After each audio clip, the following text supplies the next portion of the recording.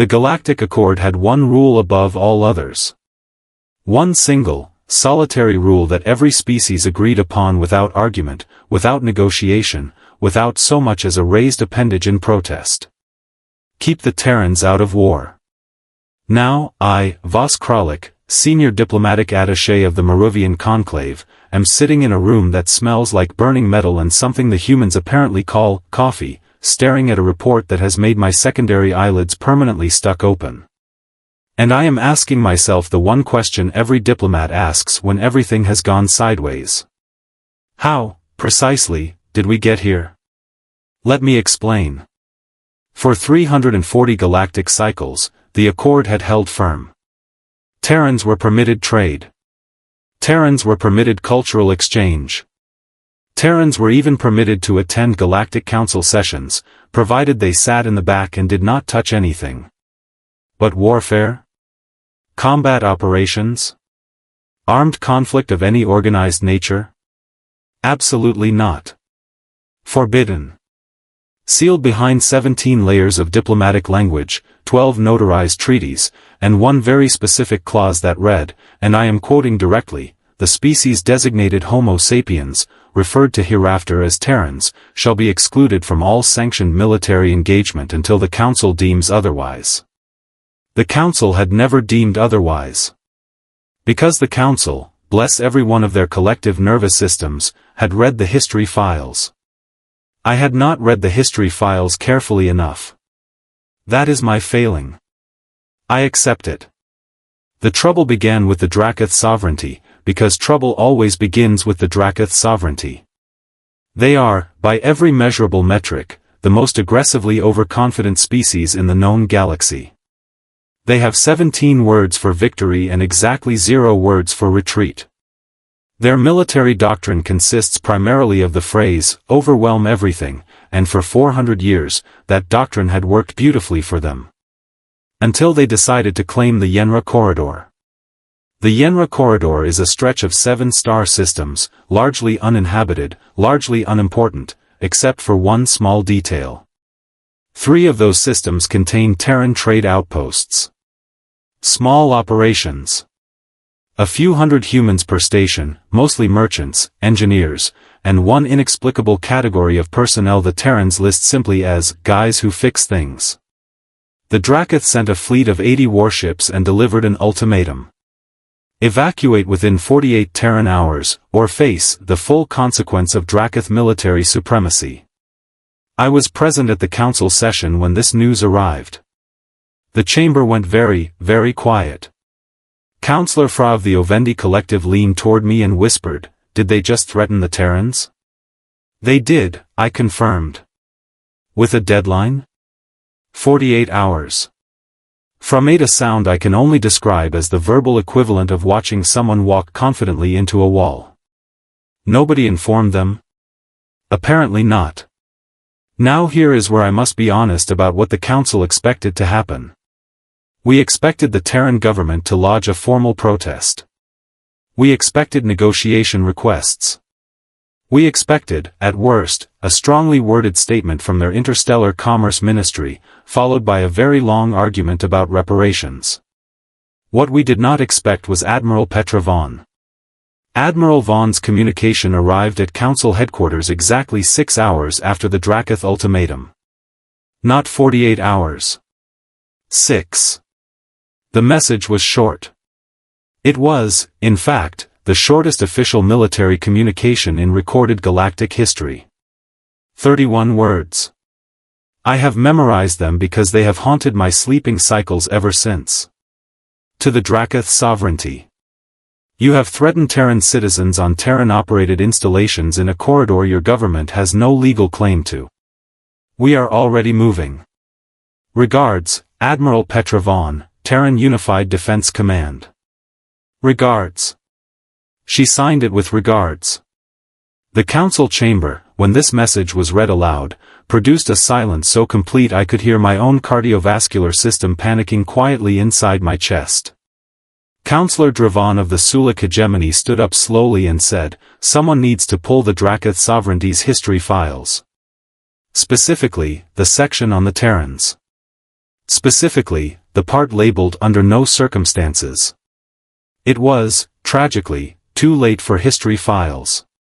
Because by the time Vaun finished that sentence, Terran vessels were already crossing into the Yenra corridor. And they were not the small, politely armed patrol ships everyone had quietly assumed Terrans operated. These ships were something else entirely. I pulled up the sensor feed on my console.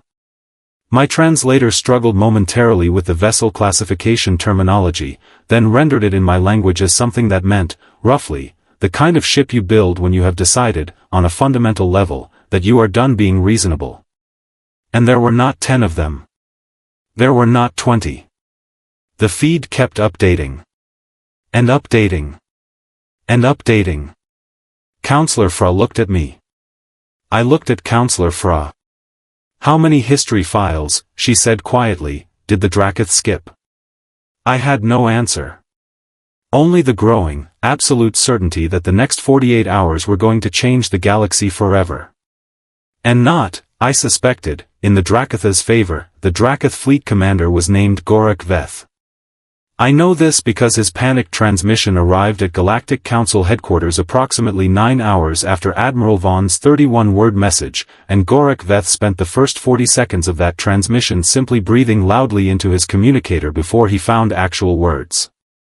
The words, when they arrived, were not inspiring. "We require clarification," Gorrak Veth said, "on the current status of Terran military restrictions." I was the one who answered. Voss Kralik, senior diplomatic attaché, sitting in his office at 3 in the morning with cold coffee and a growing sense that history was happening directly on top of him. "The restrictions," I told Commander Veth carefully, "remain technically in place. However, your ultimatum constituted an act of aggression against Terran nationals. The Terrans are operating under self-defense provisions, which exist in Article 9 of the Accord, which your government signed, which I can send you a copy of if you need a reminder." Another long pause. "How many ships," Veth said slowly, "are considered standard for a self-defense response?" I looked at my feed. I looked at the number still climbing on my screen. I looked back at my feed. "That," I said, "is an excellent question. Here is what the history files would have told Commander Veth, had he been the sort of commander who read history files. Terrans do not think about conflict the way other species do. Most spacefaring civilizations developed warfare gradually, across centuries, refining tactics and technology in clean, logical progressions. They fought, they learned, they adapted, they moved forward. Terrans did all of that too.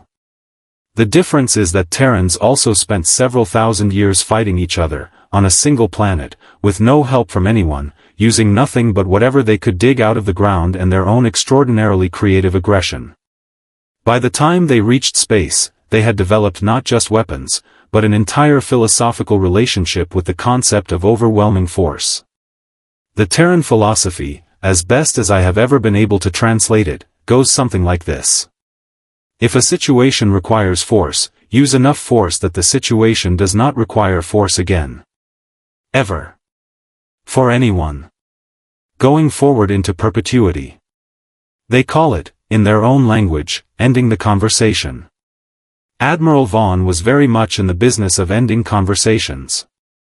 Her fleet dropped out of faster-than-light travel in a formation that our sensor analysts initially mistook for a sensor malfunction.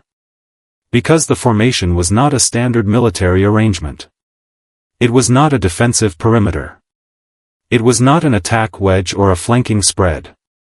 It was, as one of our analysts eventually described it after staring at the readout for a full minute, the shape of a door closing. Every exit vector from the Yenra corridor. Covered. Simultaneously.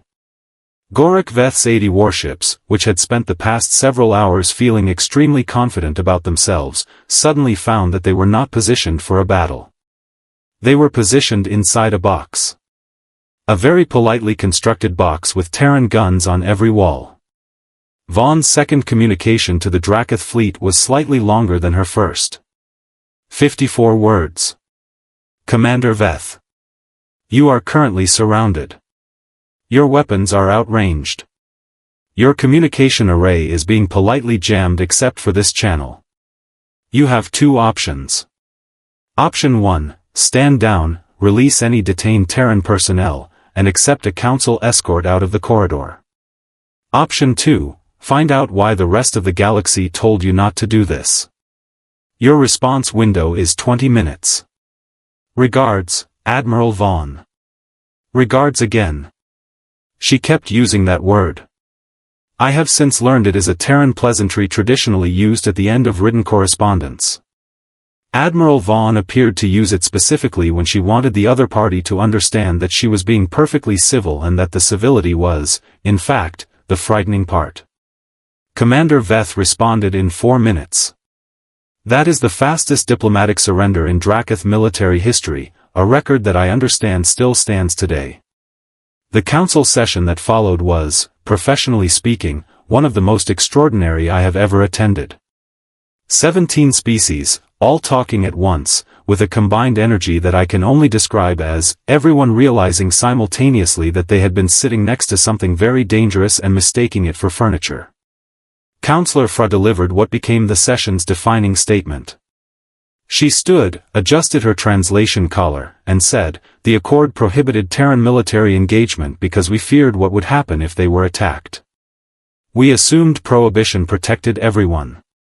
What we failed to account for," she paused, looking at the sensor feed still displaying Vaughn's fleet in perfect, motionless formation around 80 very quiet Draketh ships, "is that the prohibition also protected the people who might otherwise have been foolish enough to start something."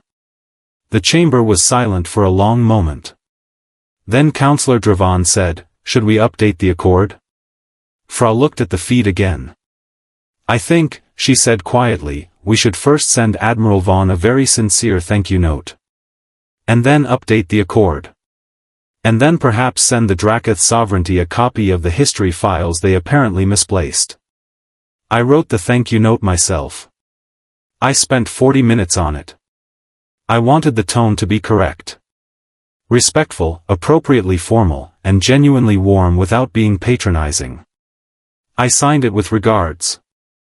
It felt like the right choice." Admiral Vaughn's reply arrived the following morning. 6 words.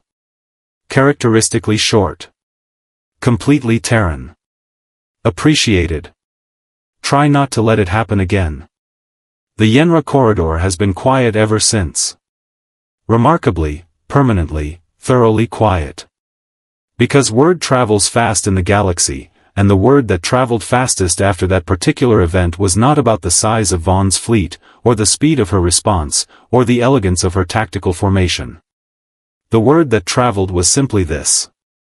The Terrans came when their people were threatened. They came before anyone finished counting. And when it was over, they went home, filed the paperwork, and made coffee. It is the going home part, I think, that unsettles people the most. Any species can project power. What Terrans project, apparently without effort or intention, is the quiet confidence of something that has never once doubted the outcome. I have read the full history files now. Both volumes. I read them in one sitting, which I do not recommend. Afterward I sat for a long time in my office, thinking about 31 words and regards. Then I made a note in my diplomatic files, under the Terran entry, in large letters, underlined twice. Do not give them a deadline. They will beat it. Friends, if you are enjoying our videos and want to watch new and exciting sci-fi and HFY stories every day, then don't forget to subscribe to the channel. Also, make sure to turn on the bell icon so you never miss any of our latest uploads. Like the video and share it with your friends as well, so our community can continue to grow and bring you even more amazing content.